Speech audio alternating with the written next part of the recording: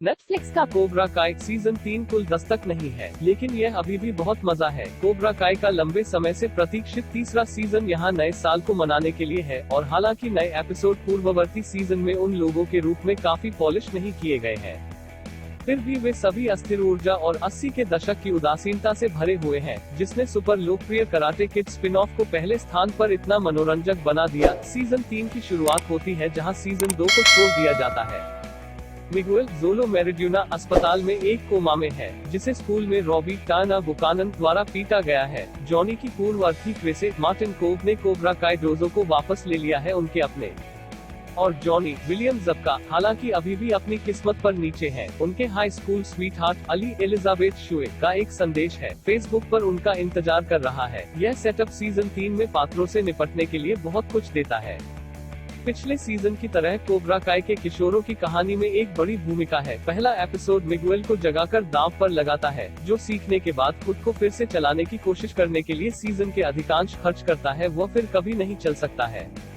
इस बीच Robbie Daniel की कारों में से एक के साथ भागने के लिए जूबी के पास जाता है, और Sam Mary Mouser Tori Peyton List Hawk Jacob Bertrand और उनके दोस्त जोज के बीच जारी लड़ाई में उलझ जाते हैं। मिगुएल के बाहर ये चरित्र उतने ही विकसित नहीं होते हैं जितने पिछले सीजन में हुए थे। रॉबी अंडरस्टैंडिंग महसूस करता है क्योंकि वह शो के प्राथमिक संघर्षों से काफी हद तक अलग हो गया है, और सैम और गैंग अभी भी हाई स्कूल की लड़ाई के परिणामों से नाखुश हैं जो सीजन 2 के समापन पर हुए थे। बदला लेने के लिए झगड़े के अंतहीन चक्र में फंस गए हैं। किशोरों की न्यूनतम प्रगति के बावजूद हालांकि वे कोबरा काय की प्रतिस्पर्धात्मक भावना को जीवित रखते हैं और फुटबॉल के मैदान और आर्केड जैसी जगहों पर बेतरतीब अधिक शीर्ष विवादों में टूट जाते हैं। इन पात्रों को इस बार पूरी तरह से नहीं देखा जा सकता है, लेकिन उनके झगड़े अभी भी बहुत रोमांचक क्षण पैदा करते हैं।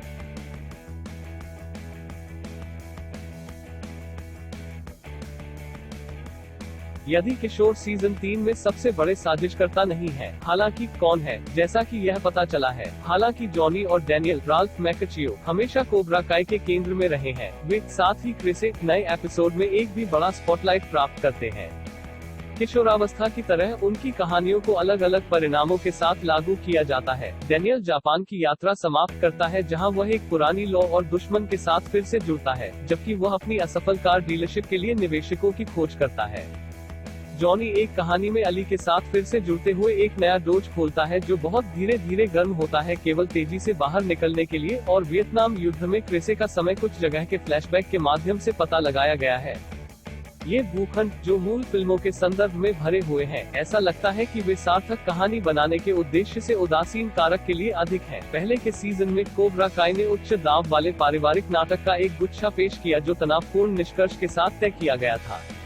सीजन 3 अधिक व्यक्तिवादी है। अधिकांश पात्रों के बजाय व्यक्तिगत बाधाओं का सामना करना पड़ता है जिन्हें उन्हें सामूहिक रूप से दूर करना होगा, लेकिन नए सीजन में गुच्छा का सबसे कम मांसल बाहर होना, यह अभी भी बहुत मनोरंजक है। सीजन 3 जाम के साथ भरा हुआ है। विलक्षण हास्य है जो इस शो को अपना प्रतिष्ठित अनुभव देता है। क्लासिक कोबरा काय फैशन में सबसे हास्यास्पद चीजें हमेशा हो रही हैं। क्रिसे भरने से डैनी की कार डीलरशिप में सांपों के साथ जॉनी को एक महिला के साथ इतनी तीव्रता से बाहर करना कि टीवी दीवार से गिर जाता है, जो मुश्किल नहीं है। इसके अतिरिक्त बहुत सारे उग्र रॉक गीत, क्लिफहैंगर एंडिंग, किक्स एक्शन सीक्वेंस और हार्दिक क्षण हैं जो दर्शकों को इन पात्रों की देखभाल करने में मदद करते हैं। और अंत में यह असंभव नहीं है कि बेतहाशा मजेदार सीजन फिनाले का जिक्र किया जाए, जो कि एक थाट क्रिसमस शिंदिक के साथ एक विशाल घर पार्टी की लड़ाई का मुकाबला करता है।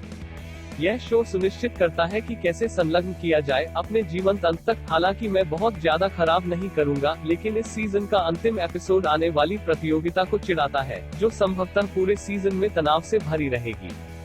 इसलिए कुछ मायनों में सीजन 3 संक्रमणकालीन है, क्योंकि यह शो की सबसे बड़ी लड़ाई की तैयारी में बैकस्टोरी बनाता है। अभी तक जरूर हो सकता है कि यह अपनी कहानी को अंकुरित कर सकता है, लेकिन यह अभी भी एक रमणीय कराटे किड ब्रह्मांड के अलावा है।